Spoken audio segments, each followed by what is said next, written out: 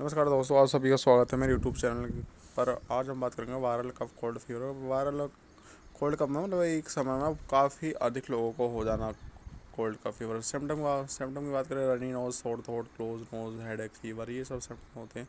Treatment की बात करें तो दोस्तों ट्रीटमेंट में मॉक्स 500 ये एक एंटीबायोटिक टैबलेट होती है। इसका यूज़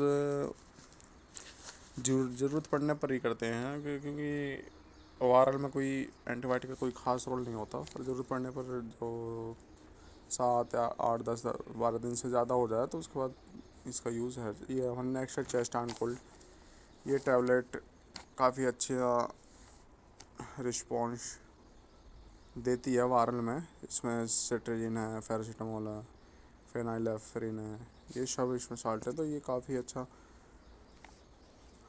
रिजल्ट देती है वायरल में। और हमारी ये सेट्राजिन टैबलेट है, सेट्राजिन टैबलेट भी एक एंटी एलर्जिक टैबलेट होती है। ये भी, इसका भी काफ़ी अच्छा रिजल्ट मिलता है कफ कोल्ड में वायरल में। और वायरल में एक हम यूज़ कर सकते हैं वी काशूल या वी कॉम्प्लेक्स, कोई भी कैप्सूल हो, क्योंकि कफ कोल्ड में काफ़ी जल्द शरीर में सुस्ती होती है, जिसकी वजह से हमारे नेक्स्ट एशिलॉकडेट, सोटेलन, रेनिटिडी, नेशमेस्ट साल्ट है। ये एक तरह से कहें तो गैस की टैबलेट होती है। गैस और पेन वेन के लिए आप कॉम्बीफ्लेम यूज़ कर सकते हैं। आइबुप्रोफेन और पैरासीटामोल कॉम्बीफ्लेम के नाम से आती है। और भी काफ़ी ब्रांड आते हैं, पर मैंने आपको आसानी से मिल जाए उसका। और सिरप की बात करें सर दोस्तों, तो सिरप में एस्कोरिल एलएस आता है और आस्थान एस्कोरिल एलएस, ये सिरप वेट कफ, मतलब अगर